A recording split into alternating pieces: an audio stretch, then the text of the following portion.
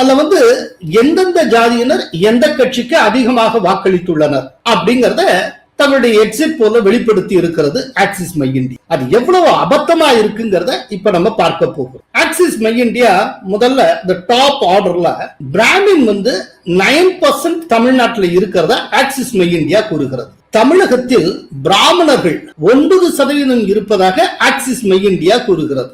எங்கேயா இருக்காங்க?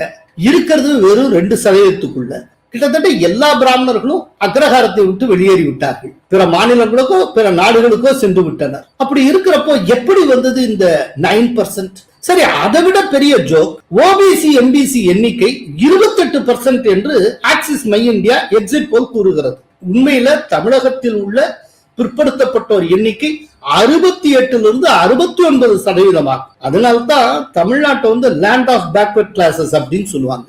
இந்த 68 69 பிரிக்கணும் அப்படின்னா பிற்படுத்தப்பட்டோர் 45%, எம்பிசி என்று சொல்லப்படுகிற மிகவும் பிற்படுத்தப்பட்ட 23.6%. இது as per official state survey. இதே ஜாதி வாரியா சொன்னால் வன்னியர்கள் 12% முக்குலத்தோர் 8% கவுண்டர்கள் 5% உண்மை இப்படி இருக்க தமிழகத்தில் பிற்படுத்தப்பட்டோரின் மொத்த எண்ணிக்கை 28% என்று ஆக்சிஸ் மை இந்தியா கூறுகிறது என்றால் அது எப்படிப்பட்ட கருத்து கணிப்பு நிறுவனமாக இருக்க வேண்டும்? அடிப்படை தரவுகளே தவறு எனில் அவர்கள் எடுத்த எக்ஸிட் போல் எந்த லட்சணத்தில் இருக்கும்? உண்மையில Axis My India exit poll எடுத்ததா அல்லது மண்டபத்தில் யாரோ எழுதி கொடுத்ததை தந்ததா என்று தெரியவில்லை.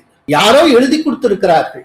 யார் அந்த சார் என்று கேட்க தோன்றுகிறது. ஆக்சிஸ் மை இந்தியா லட்சணமே இப்படி இருக்கும் போது மற்ற எக்ஸிட் போல்கள் பற்றி நாம் கேட்கவே வேண்டாம்.